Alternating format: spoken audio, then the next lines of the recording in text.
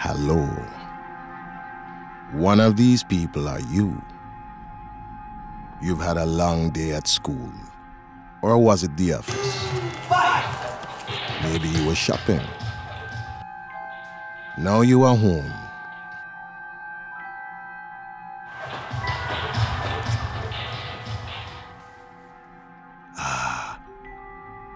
Relax. Maybe you want to watch television. These people live in constant fear of eviction. They had already been forced out of previous slums. In this place, people die so we can get mobile phones. You've heard it all before, haven't you? Children working as slaves. You feel a mixture of sorrow and cynicism. The world is richer than it has ever been, and yet there seems to be more poor people than ever. Economies have been on the edge of a financial and economic precipice.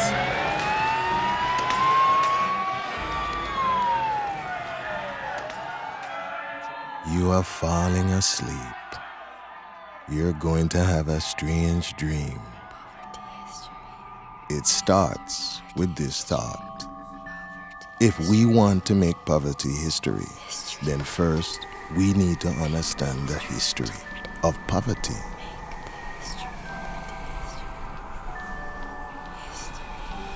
Your dream starts in a library full of floating books.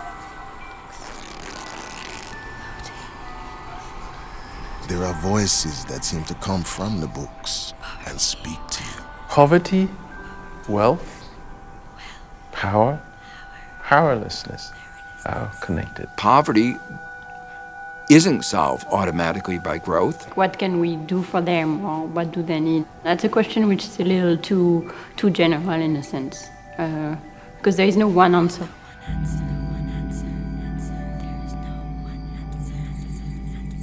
You are a prehistoric girl or boy, you choose, and this is your family. Dad doesn't have a car, mom doesn't have a fridge, and you don't have an iPod. But there are plenty of wild animals. So you are trying to work out if you are rich or poor at the start of human history. At least everyone seems equal. You're hungry, so Dad gets dinner. If you wanted to write a big history of poverty, you could divide it into 3 or 4 different chapters. And you would start, perhaps, with the hunter-gatherer. A hunter-gathering lifestyle has a lot of great advantages. It really takes very little labor to gather enough food, enough calories to live. And to that extent, if what you like doing is lying on a beach in a nice place, it's a wonderful lifestyle. But it is not a lifestyle that is secure. The mood of your dream changes. The Ice Age has come, and you don't have central heating in your cave.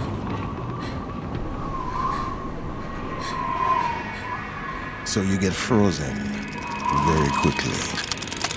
Perfectly preserved for a future museum exhibit titled Poor Man.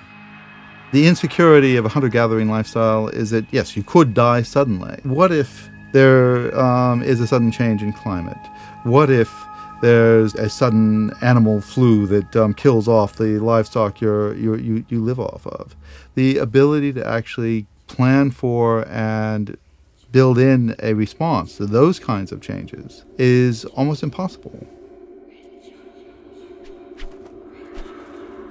So much for poverty in the Stone Age.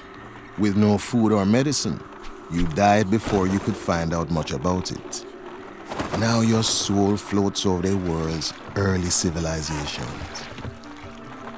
See all the millions of little farmers with their little fields and little huts. Everything looks poor, except for the 1 or 2 palaces where the kings and chiefs, the billionaires of ancient history, lived. Virtually everybody in the world was poor. Poverty meaning lack of reliable access to basic needs, whether it's food or water or at least the best known health technology of the day. eluded 90% of the world's population. Life expectancy was on the order of 35 years, just about everywhere in the world, less than half our current lifespan. Virtually every community in the world, even in the most advanced societies, were subject to repeated famine. Time has moved on thousands of years. This is an amphitheater in ancient Greece. You have come to see a famous play, but you can't afford the price of a ticket. So you watch it through the gaps in the gates. It's about a Greek god called poverty. It's more or less the first time that there's any sort of debate or discussion about poverty, certainly in historical records. The setup of the play is that two Athenians have looked at the world and thought there's something wrong here. No, who are you? Oh, you look terrible. I'm Poverty. I've lived amongst you for so many years. Oh, great Apollo, oh, ye gods! How can I escape? Oh, it's Poverty, the most evil monster that ever breathed upon the earth. We should drive you out of Greece! Drive me, Poverty, out of Greece?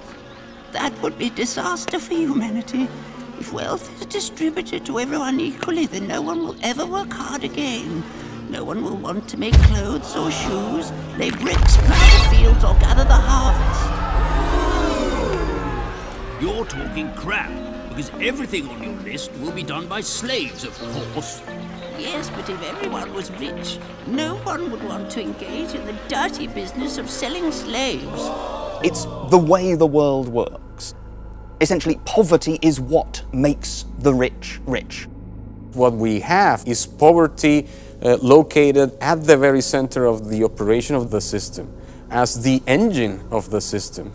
When that happens, we begin to perceive poverty as something natural, something inevitable, something that we will never be able to rid ourselves of.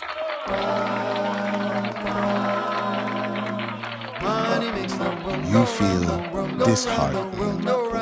You were hoping to learn how to escape poverty.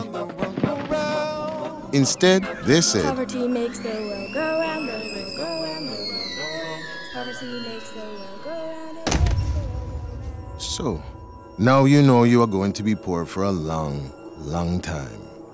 But history has a new concept that can help you. Charity. All the world's religions offer it. But which one has the best deal? You find yourself bang in the middle of the Middle Ages and the Middle East. In a strange room, there are planks of wood, saws, hammers, and menorah. You must be a Jewish carpenter. You start barricading the door. But why?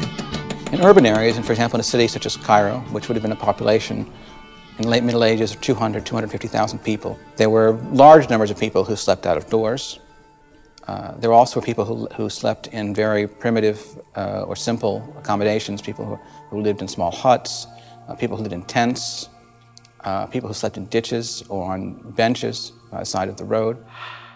You aren't that poor yet, but you might be. You owe money in taxes. Soldiers might arrest you. Then how would you and your family survive? During the Friday prayer, the beggars would line up outside the mosque. Sometimes wouldn't even bother to go in and pray, but they would line outside the mosque. And when the worshippers would come out from the Friday prayer, they would beg. Nobody thought that you would abolish poverty. Poverty was simply accepted as a fact of life. Charity is a good deed. If you give alms to the poor, this is a way of, in a sense, making up for your own sins and bad deeds. A single act of charity closes 70 gates of evil. The only gift is giving to the poor. All else is exchange. The wise one, rejoicing in charity, becomes thereby happy in the beyond. So you begin to write a letter to your local rabbi. I've never asked for money from anyone, but I have debts owed to Muslims. I'm in hiding. I'm watching my children and my old mother starve. I throw myself before God and you to help me.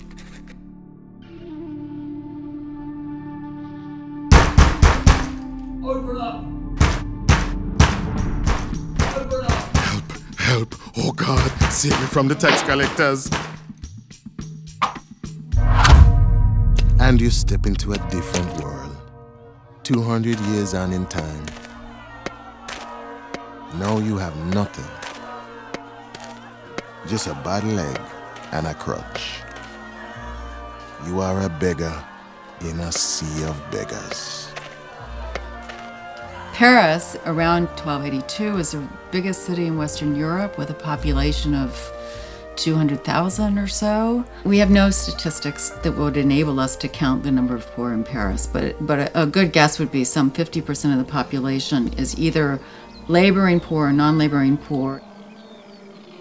There's a young pig herder named Morrissey, who's probably not even a teenager yet, and goes home to his village around Easter week.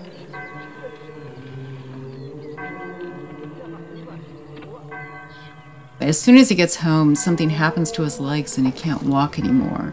His brother allows him to stay for 2 months, but then he says to him, you know, look, I have 5 kids to support and a wife. You've got to move on. So he goes on to the local village hospital, stays there for around 2 months. By this time, his disability has erupted into an enormous oozing tumor in his legs, which is annoying the other inmates because of its smell. They encourage him to seek a miraculous cure at a shrine in Paris. There are thousands here like you, beggars in the church.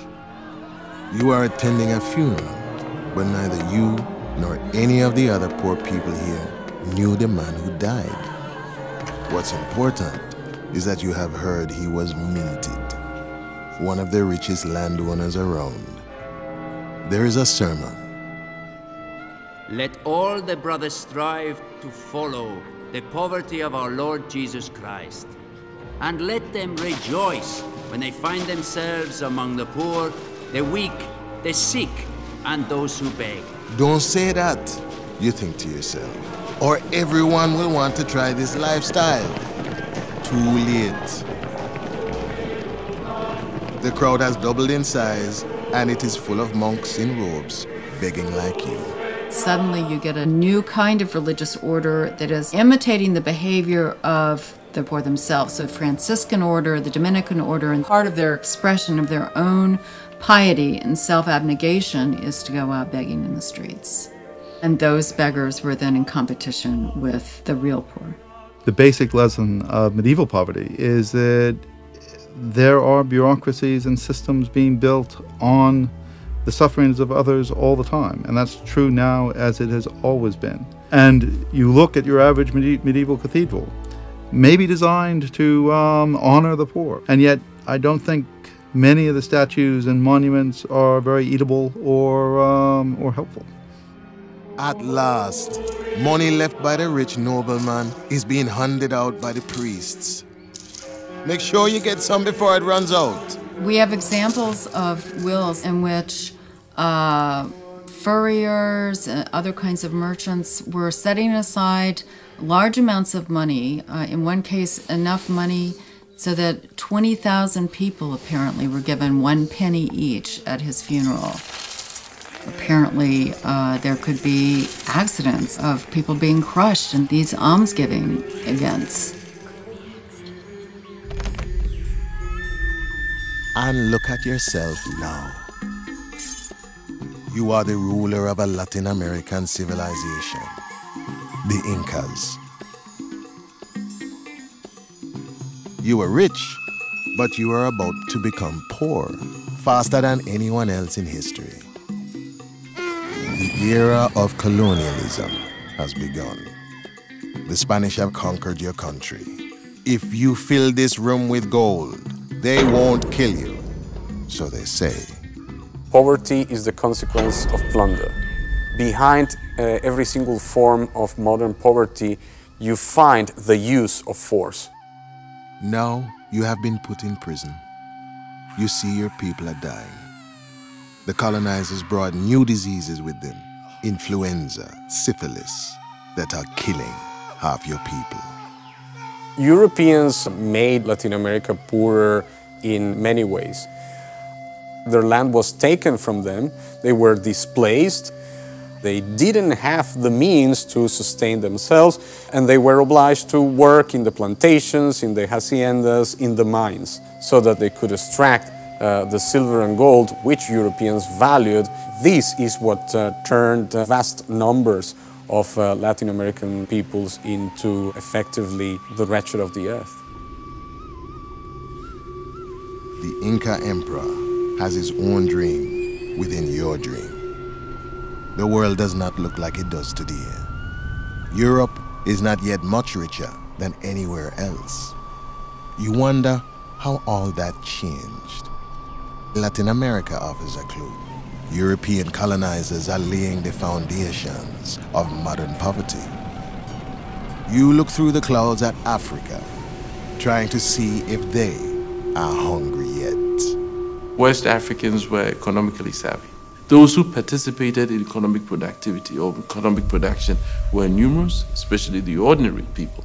And when the Portuguese showed up at the end of the 15th century and the beginning of the 16th century, the Swahili societies from Mogadishu all the way to Kilwa off the coast of Mozambique were at the height of their history in terms of their commercial civilization, to the point that the Portuguese sailors looked at these coastal towns bustling with economic activity, and they felt that, we need to take over. In many communities, land was relatively abundant, and by accounts of missionaries and soldiers, they rated Congo's agriculture as more productive than Portugal's. And in the area of two crafts or industries, one was textiles, the other was iron making. They considered these equal to the best in Europe. When you look at this phenomenon in terms of planetary history, Europe until 1492, more or less, was a peripheral part of the world system. In that respect, you could say it was relatively poor, and so on and so forth. But that wasn't the case everywhere else.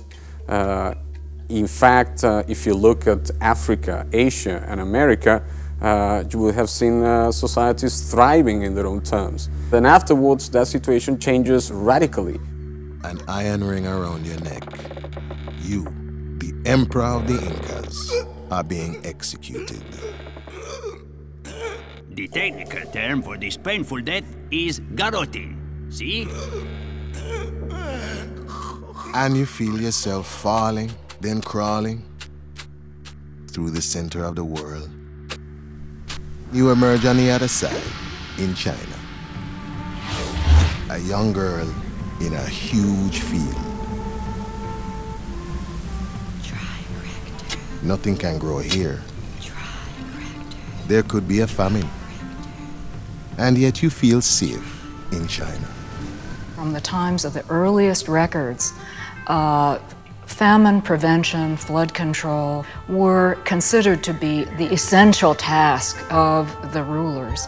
The 1743 famine was famous because there was a model relief effort undertaken in that crisis. When this crisis occurred, first of all, there was a weather report. So they knew in advance, drought is predictable because it doesn't just come suddenly. It develops from the lack of rain over a period of months. So they knew that a drought was coming. The granaries were full. In this famine, it is possible that 2 million people were recipients of grain relief. You have been saved from death by famine. Lucky you are not in the West, but in the East. In a well-governed country, poverty is something to be ashamed of. In a badly governed country, wealth is something to be ashamed of. China in the last, say, 2 centuries, 19th and 20th centuries, has been poor and been regarded as poor. But since Marco Polo's time, all the way through the 18th century, those Europeans who had any direct contact with China were terribly impressed with its wealth and did not regard it as a backward country. The European states were much smaller in scale. They didn't have state-operated granary systems. They had a different political ideology, so it isn't so much could they have done it, would they have wanted to, and they didn't. You are on a cart with all your family's belongings piled high. The start of a new journey for you. Your father tells you that he is fed up with the pre-modern poverty and scraping a living off the land.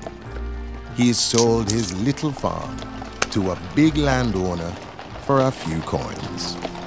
And all your neighbors' daddies have done the same.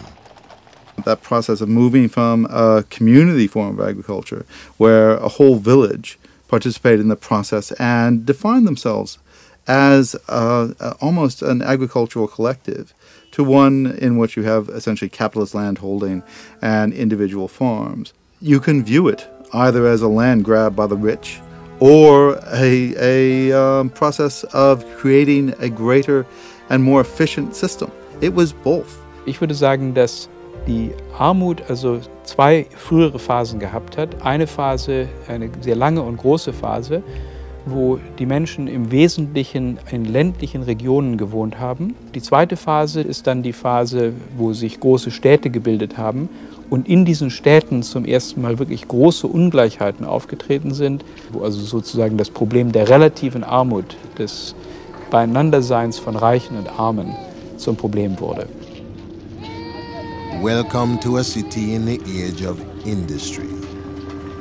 You are spending the next 200 years toiling away, 10 hours a day. The machines get faster and faster, and you feel you are working harder and harder to keep up. In the first decades of the Industrial Revolution, there wasn't much increase of living standards of those in the industrial labor force. These were the satanic mills. There was mass child labor, and it was a pretty horrible scene. But the Industrial Revolution has set the world on a course of huge reductions of extreme poverty.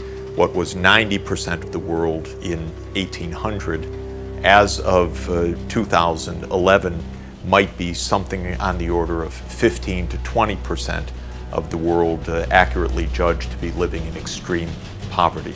That's human progress. You are a 12-year-old cloth worker. You spin wool with 100 other boys. The bus stops you and points to the door. There is no work for you anymore.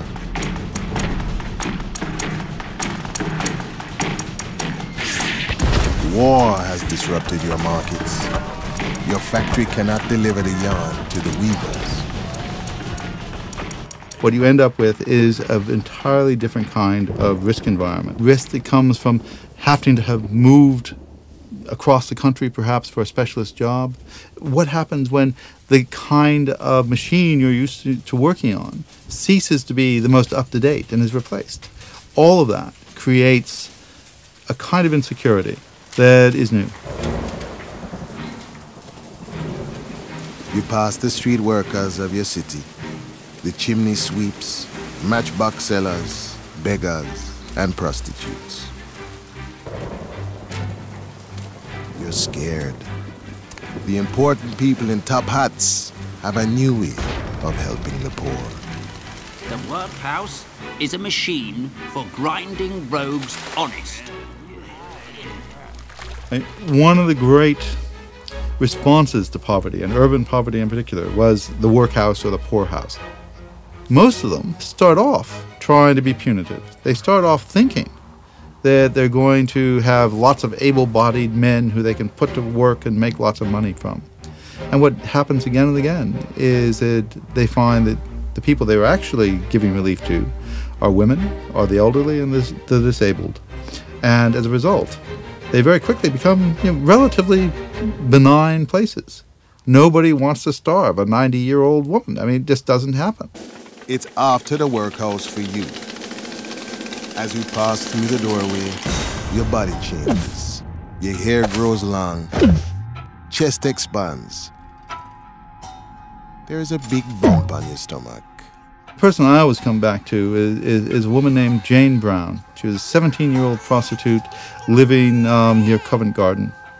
And she got pregnant. She had nowhere to go. She had no family. She had no resources. And so what she did was she waited until just before she was due to give birth. And then she simply presented herself at the door to St. Clement Danes workhouse. And of course, there was nothing they could do.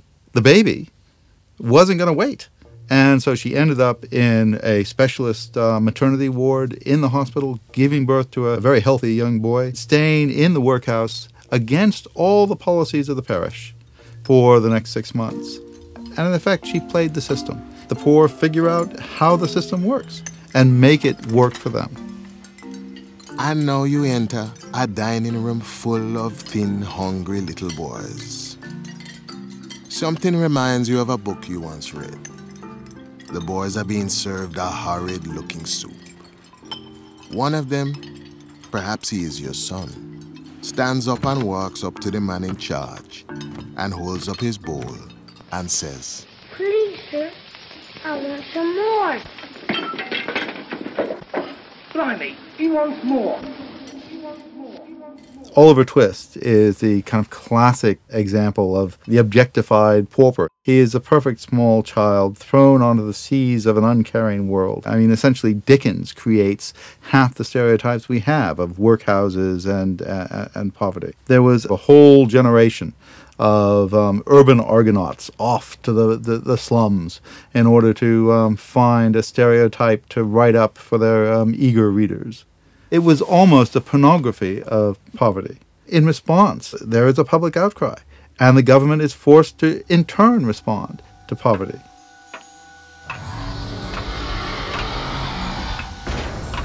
The rich often seem to want to help the poor, but it never seems to change the system. Ahead of you, you see Karl Marx, the founder of communism. You ask him, why are the rich getting richer, but not me? The rich will do anything for the poor except stop exploiting them. Karl is nice and makes you a cup of tea. You tell him, I want to rise out of poverty, but how can I do this? Let the ruling classes tremble at a communist revolution. Karl Marx basically believed that poverty was the result of the capitalist system being one in which companies are organized for profit and their main motive is to make more profit. And he believed that you could maximize profit by keeping wages as low as possible. You look around for the revolutionary industrial proletariat that Uncle Karl told you about, but you find yourself swept along in a different kind of crowd. Thousands of peasants and freed slaves are going up into the mountains of Brazil. Now you are a follower of a renegade preacher, Antonio Consigliero, whose teachings combine Christianity, communism, free love, and of course, the end of the world. The reign of God is nigh. He will descend in majesty, cast down the mighty and exalt the sufferers, the poor, his poor.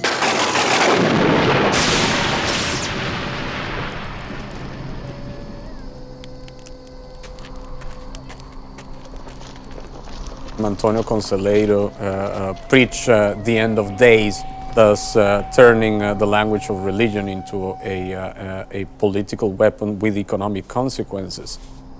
2 years later, and you have a new home in a new city of the poor. 30,000 people live here. The Brazilian Republic reacts in order to suppress what was effectively a movement of the wretched of the earth reclaiming their own futures. Quick! Man the barricades of the city! Your rifle is old and rusty, and you are under attack from the Brazilian army. There are 10,000 troops with machine guns, and yet their bullets can't kill you. You find the real revolutionary proletariat. For justice, understand their strike, you protest, you fight.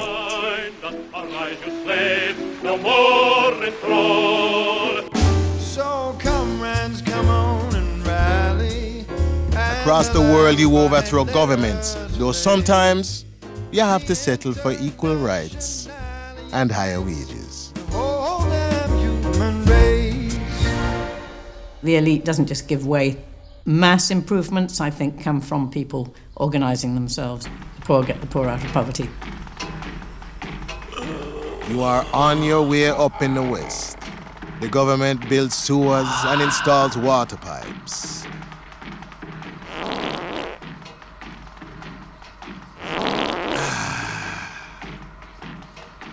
Sanitation is better than revolution. What did begin to change in the industrializing countries in the middle of the 19th century was a rise of real incomes, even in the working class.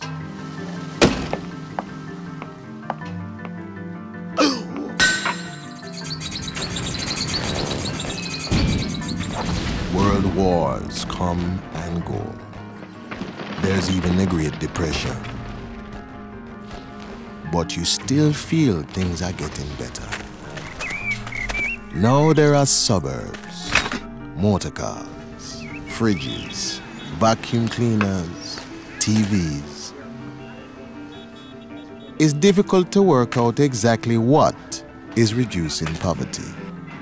How did they achieve that? That's the interesting question. Science and technology. Social housing. Agricultural productivity. Revolutionary movements. A bit of free market ideology. Growth was very fast, and we don't really understand why suddenly growth catches up somewhere. Economists are just not able to predict, like, you have to do this, and this, and growth will catch up.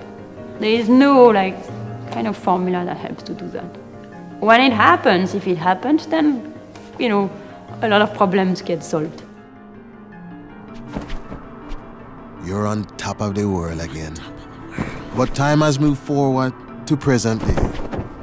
You look down and you can see the same things you saw in Europe and America. Now in India, China, Latin America. There are industrial zones, modern hospitals, apartment blocks, and theme parks. Poverty is on the way out, slowly but surely. There are fewer people who live under $1 a day today than 5 years ago, than 5 years before, than 5 years before. It's very unequal in some countries more than others, but it's kind of happening. You toss and turn in your sleep. You think while few people are starving, there is still a massive underclass servicing the rich. Why are they still there? You want an answer.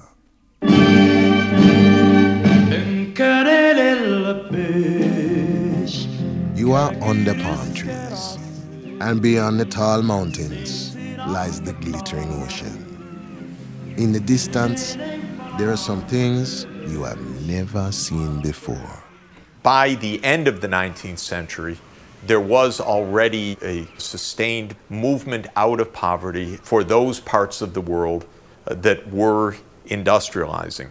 That, of course, begs lots of questions. What about the rest of the world? What was happening? Was it improving their standard or not? What did the colonial era mean? We see a world of inequality in which you have Europe as the center of accumulation of wealth and power, and the rest of the world being progressively submitted to its rule. Africa's poverty has deep roots. The slave trade devastated societies and devastated the continent. Africa stood out with the intense poverty, with the lack of infrastructure, with the massive disease burden. It's a busy market and you are selling cloth. People are paying you in beautiful shells. These are what you have used for centuries as money. Every time you sell a garment, you put more shells in your jar. Then the colonial police arrive. They don't like your money. Cowrie shells, for example, was an important form of currency. It was one of the local currencies that colonial governments tried to make illegal. So irrespective of how wealthy you were, and if you dealt in trade, you dealt in textiles, or you were a former slave owner or whatever, you had loads of cowrie shells, you found out that it had become rubbish, essentially overnight. The whole of the European imperial project was about creating an international global system that, in economic terms, creates the poor. And that is the origin of that notion of the third world. Look, your skin has turned a shade of brown. You are in a camp somewhere else. A month ago, you were a starving Indian farmer, but now you are a starving forced laborer. Plus, you have cholera, which is bad news. A train goes past on the new railway built by the British. A cloud floats off it, a cloud of wheat, something to eat.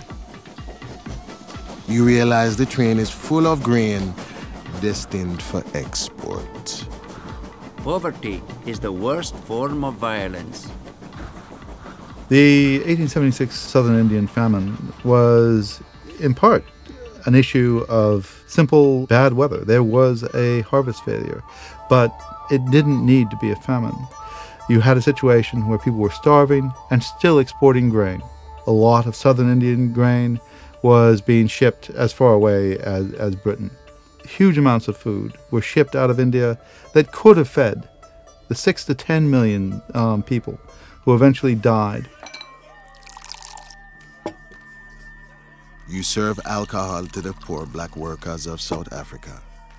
Once they were farmers, but the white man took their land away. By day they go down to the mines.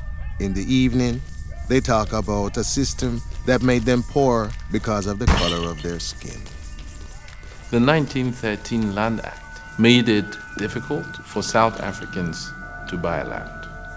And what it did would be to set aside large tracts of land for white South Africans. Blacks were needed in cities as labor. You did not have to provide housing for African families. You didn't have to pay them a living wage. Women would take in laundry, they would cook food, they would brew beer. That is how gradually we begin to see all these shanty settlements in the proximity of cities. Look into the glass into which you are pouring a bottle of homebrew. Images flow through it of the coming 30 years of history. There are swarms of tanks, bombing raids, concentration camps. Then happier images. Combattants de l'indépendance, aujourd'hui victorieux. New flags are flying, black people cheering. After the birth of the United Nations, you have the onset of nationalism in both Africa and Asia, and the birth of new nations. So India, 47, and the rest, the Gold Coast in Sub-Saharan Africa in 1957. All these become members of the United Nations. And so issues such as the end of colonialism, the relative wealth and poverty of nations are discussed within the UN. Oh, you look different. You are wearing a dress of expensive fabric and surrounded by men in suits. You are no longer poor. Instead, you are the future leader of a poor country. You've come to hear a speech.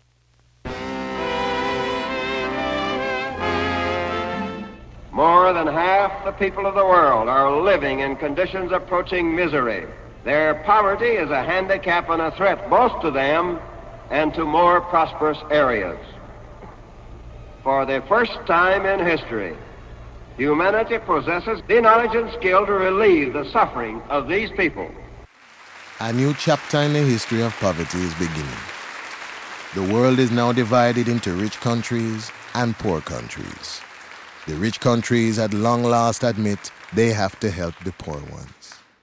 If you look at the way in which people were thinking in the 40s and 50s, the idea was that we could create a working system that addressed poverty across that whole global economic system.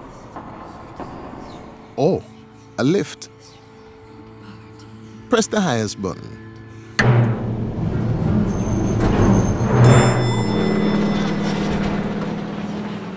The roof is like an airport. Planes are flying overhead and helicopters are taking off with full cargoes of aid. There are loads of new seeds and medicines. In the 50s and 60s, coordinated international efforts to develop a better variety of cereals, which could grow in particular in Asia, really increased the productivity of the land.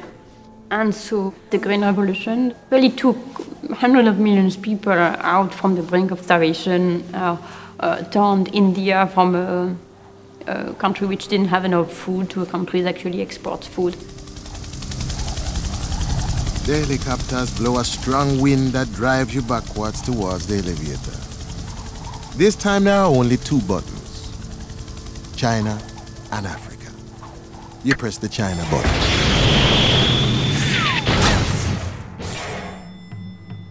You join a queue on a giant communal farm.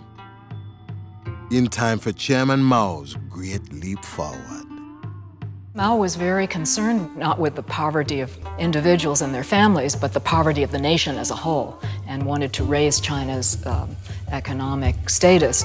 Poverty gives rise to desire for change, desire for action, desire for revolution. The idea was that we don't need foreign aid, we don't need lots of capital investment, because China has lots of people. And so if all the people in China could be put to work on these large-scale projects, surely China could be just as productive as the advanced industrialized countries. Look down at your hands. You are holding pots and pans and metal farming implements. Everyone else's hands are holding the same thing. Ahead is a big fire. In order to make China productive in steel, he said everybody should have their own steel furnaces in everyone's so-called backyard, or every commune's backyard. And so each commune was under strict orders to produce a certain amount of steel. People didn't have the means to do this. They were told they could melt down their pots and pans. It was terrible, unusable, most of it. Nothing left to cook with. But that's okay because there's nothing to eat anyway. Mao's Great Famine, or the Great Leap Forward famine, was the horrible outcome. It was a cataclysmic event which had an enormous mortality toll. The accepted figure now is 30 million excess deaths over 3 years. If only you had pressed the button in the elevator marked Africa. And there it is again. Run for it. Press the other button. You are shown to a seat at a big table. A black man, surrounded by white businessmen. They all address you as Mr. President. Ghana was the first independent African country, and it had a great leader, Kwame Nkrumah, from 1957. Ghana! Your beloved country is free forever. The aid piled in at that stage, a lot of credit from private companies as well as aid from the West. It is clear that we've received, as a continent, enormous amounts of aid. The outcome or the results are questionable. They want to help you build factories in your young country, which they say will make your people rich. One man says, first, you have to build the biggest dam in the world. Then another says, we will help you by lending you millions of dollars. All you have to do is promise to pay it back at a huge rate of interest. They built this huge dam, the Volta Dam, and created this entire new lake. The idea was that Ghana would become the world leader of aluminium refinery and bauxite, and it was really a sort of Brave New World idea. So they did produce the raw material, but it wasn't very efficient, and the returns from that were abysmal. The belief was very much if we could just give the countries more resources, undertake the right projects, build the biggest dams, then trickle-down economics would work. The economy would grow and the benefits would go to everybody. Africa and much of the developing world accumulated debts, money that should have been grants in the first place were loans instead. When these countries couldn't repay these loans, they were really put through a squeeze by the IMF and the World Bank. Development ideas went out the window. Big projects usually fail. The debt prevented Ghana growing for the next 20 years. Paul Nkrumah was thrown out of power.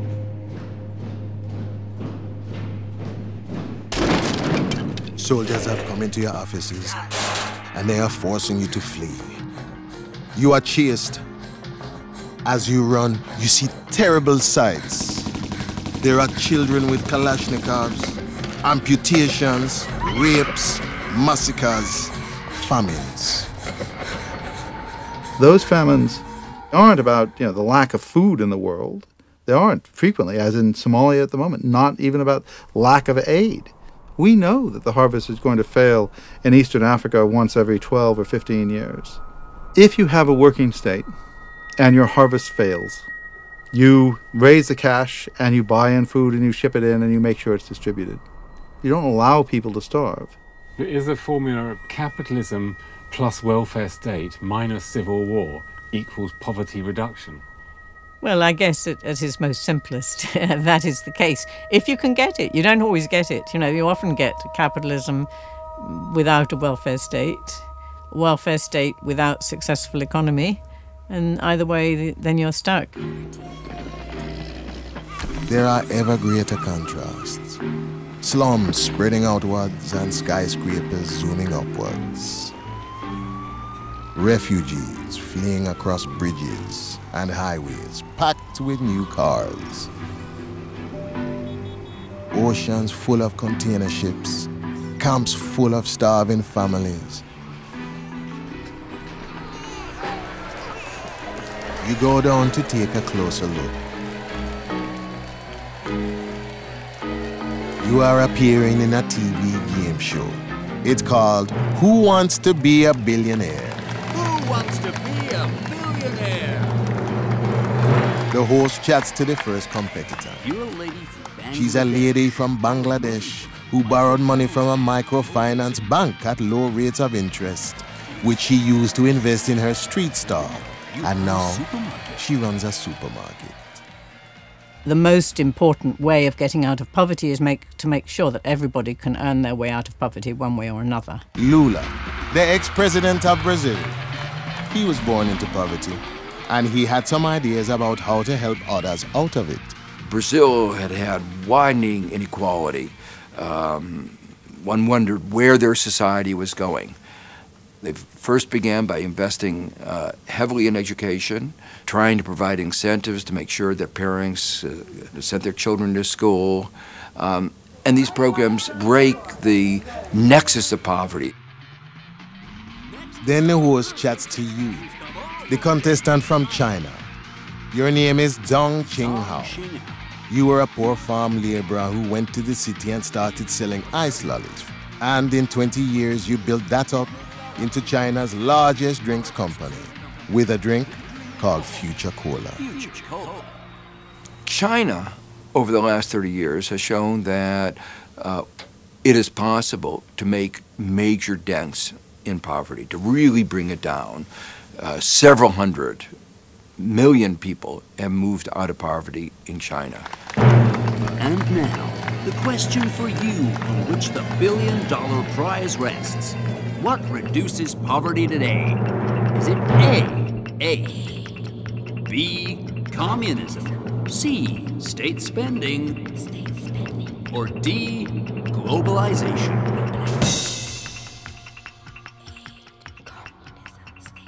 the kind of mobility that's possible, both geographic mobility and social mobility, is something welcomed even by the very, very poor people who go to the cities, who, you know, are construction workers and don't get paid and get abused, and you hear all of these stories. Why are they there at all? They're there at all because it gives them an opportunity, at least, however cruel and uncomfortable, to better their circumstances.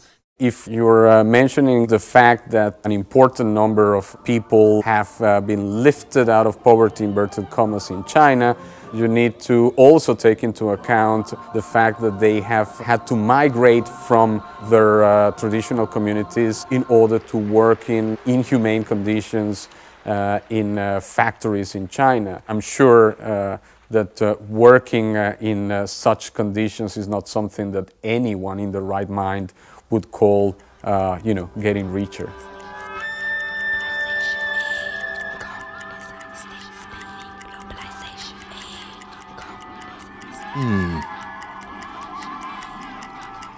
It's still so difficult to decide. But you go for globalization. The host says that is the correct. But before he can finish his sentence, a riot erupts across the TV set. Bolivian farmers are protesting that their water supply has been sold off to a private corporation. Also ich will nicht sagen, dass die Globalisierung eine schlechte Sache ist. Die Frage ist nur, unter welchen Regeln. Was wir jetzt haben, ist Regeln, die von den Reichen für die Reichen ausgearbeitet worden sind. Kapital kann ohne weiteres überall hinfließen, überall kann es frei sich bewegen und hier investieren, dort investieren und so weiter. Aber Arbeitskraft kann das nicht. Also ein armer Inder, der seine Arbeitskraft zum Beispiel, der gelernt hat, wie man Haare schneidet und seine Friseurtätigkeit in Deutschland oder in Amerika ausüben möchte, der wird nicht reingelassen. There is a very long queue in front of an embassy. You want a visa. You fill out a form that goes on and on, page after page. Ich würde sagen, dass also wir heute eine ganz andere Art von Armut vor uns haben als in der Vergangenheit. Die Geschichte der Armut hat hier eine wirkliche Wandlung vollzogen, weil eigentlich alle Armut heute sehr leicht vermeidbar wäre. Die ärmere Hälfte der Menschheit hat heute unter 3% des globalen Haushaltseinkommens. Daran sieht man schon, dass die Armut vermeidbar ist, denn es ist ziemlich klar, dass man die Welt so reorganisieren könnte, dass die ärmere Hälfte, mal sagen, 5% hat. Das wäre schon eine ganz erhebliche Verbesserung der Situation, die wenigstens die absolute Armut beseitigen würde. You give the form to a man who tears it up in your face. And now you are on an endless ocean, in a tiny boat. You are escaping from your poor country to a rich country. But as you look down, you see that the ocean is full of banknotes, flowing from your homeland towards the place where you are going. Die gesamten Ausflüsse aus den armen Ländern werden auf ungefähr 1000 Milliarden US-Dollar geschätzt. Das entspricht ungefähr 8 bis 10 Mal der gesamten offiziellen Entwicklungshilfe, die in diese Länder hineinfließt. Und ich glaube, dass eine Reform dieses Systems mehr zur Armutsvermeidung beitragen würde als die gesamte Entwicklungshilfe. Die Dinge müssen verändert werden, so wie sie in Washington, in Genf, in den Metropolen der Welt ausgehandelt werden. Und diejenigen, die am meisten Grund haben, auf Veränderungen hinzuwirken, kommen an diese Städte und diese Hebel der Macht gar nicht heran. And now you find you have that job in a rich country, in a rich company, an auction house. But you're just an unpaid intern. Your job is to carry out the paintings at the auction. This one is Edvard Munch's The Scream. We don't know which way it's going to go. Will the world become more divided? Will climate change, rising world populations, rising tensions, rising inequalities actually create a growing underclass in the rich countries that begins to mirror the underclass in the poor countries? The bidding is running into tens of millions.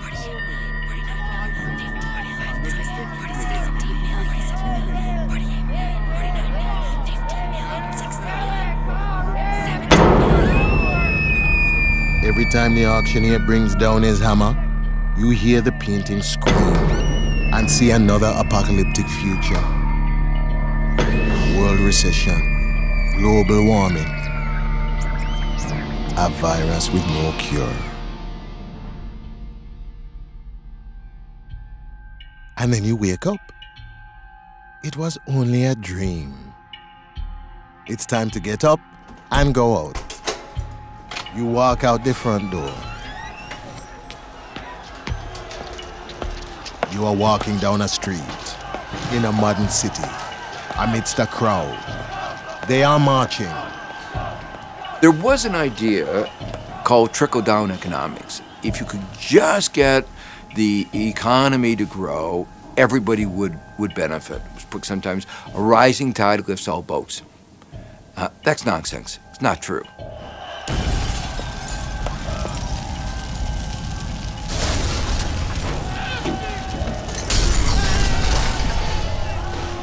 There's been a remarkable increase in inequality. So it's not even stagnation we're talking about very marked declines of people at the bottom. You start off with a problem, and the minute you get the solution right, the middle classes and the rich pile in and take all the resources. The rich get richer while the poor get poorer. When that becomes a widespread perception, that could have severe consequences for our economic and political stability. You turn a corner, you see a house. It's my house. Your house. These are all the things you own. All the things I own. And this is your mirror. My mirror. And it's like a moment from a dream, except it's real. And now you are poor.